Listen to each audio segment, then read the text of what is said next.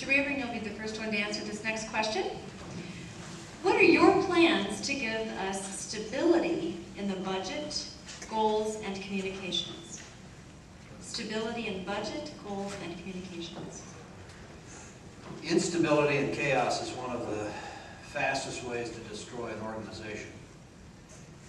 And I will tell you that over the course of my career, a lot of times, because senior military officers move around a lot, you'll go into a unit, they've had 3 or 4 commanders in the last 4 or 5 years. Every commander comes in and wants to make his mark and change things so that he's got his or her name on it. That's not what's important. What's important is, where does this organization, where does D49 go? You all have done so much good work and establishing priorities, goals, and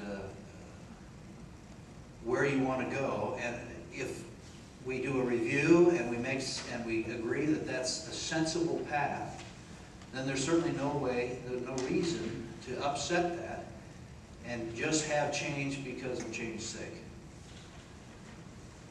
As far as budgets, because it works its way out in budgets in so many different ways, you have to look long term. And that, of course, is something that I've got great experience in, long-range planning and budgeting inside the government.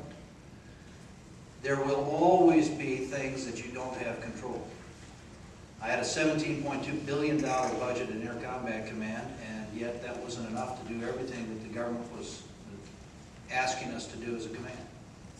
And then right in the middle of that, some congressman puts a program that is not your priority, but it's his priority, and something's got to fall. That happens even at our state level and our state education funding and so on and so forth. The key is to make sure you made the right priorities, that you've looked as long down the road as you possibly can, and then stick to that plan unless you're all convinced that you need to make a correction. And that's how you build stability. Thank you, Mr. Rayburn. Ms. Howell? I'm not quite sure the basis for the question in terms of stability. So I'm going to interpret it from the standpoint of maybe stability in process and direction. And I think, again, revisiting, as I mentioned before, to make sure that the goals are the appropriate goals and you don't need any mid-course corrections on them. And then I would move it from stability to, once we know we have processes in place and we can trust that things are going to be consistent, then what do we put in place for continuous improvement? How do we improve on the system? Do we need to adjust goals? Do we need to revisit them and stretch them as time goes on? Communication, I think, is something you have to work on consistently in terms of improving it, because strategies that you use one day may not be as effective the next day. But you have to have a priority that communication and two-way communication is critical. But if the stability is for processes and direction, revisit where we're at, what do we have to do if there's any need for change, or affirm and reaffirm that we're in the right direction.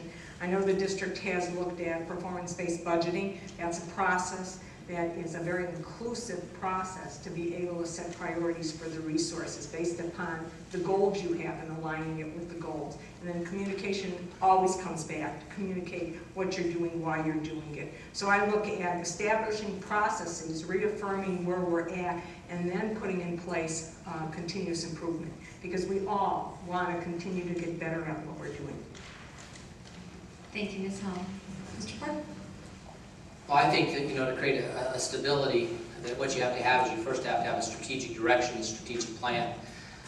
Because if you don't, you get caught up in looking at things kind of by the moment. And if you're doing that in a one-year span, boy, you're set up for some train wrecks and disasters. You can't do that. You have to look at things and say, here's the things that are our priorities, where we want to go in terms of a 3 to 5 year plan. And I think that's something that begins with a board, but it has to evolve out into a community to build that. And when you do that, then it sets up the whole thing of what your priorities are and your targets, and then how you allocate resources behind them. Now, if we do that well, okay, and here I said 3 to 5 year plan, but I got to tell you, you have another emergency in your community, at least in my opinion. So we do this 3 to 5 year strategic plan, and we're setting up our budget, and that takes out over time. But you have another crisis that's in your face right now, which is capacity. And you're going to have to do some things to build. Now, there's no way that this community, El Paso County in general, will buy in to bonds and mill levies unless they have a belief and trust in how we're doing our business. So, your new superintendent has a year to get that accomplished, because you have another issue that's staring you at your face, that we're going to have to do that for the good of the kids. But it won't ever pass unless citizens like you are engaged and say, this district's doing it and we're doing it together, and then you're out there being the soldiers, the warriors, to go make the reality of a successful and mill and bond happen. Thank you, Mr. Poore. Mr. Schoeppey. The way the three things were listed, I'm going to take them backwards because I think that's the process in which they go. And the third one was communication. And there again, I think you have to involve stakeholders. You have to have everybody in the community involved in decisions that are being made.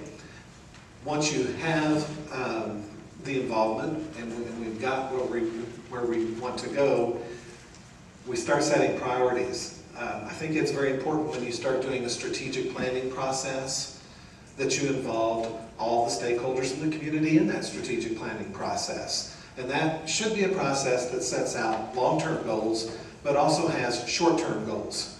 What are we going to do for the next year? And then where do we want to be in 5 to 6 years? Okay? And so as you bring in the communication, then you develop the strategic planning process, and then you develop that budget based on what your strategic plan has been, what you developed within your strategic plan. And if you follow that process, it should help stabilize your budget. Now, you're always going to have things that are going to come up, unexpected things that you didn't plan for, and there may have to be some adjustments made to that. Part of being agile, an agile organization, and having some flexibility, you may have to make some changes in that process. But if you'll set out the plan and involve all stakeholders in that plan, that should bring stability to the district. Thank you, Mr. Schoeppey.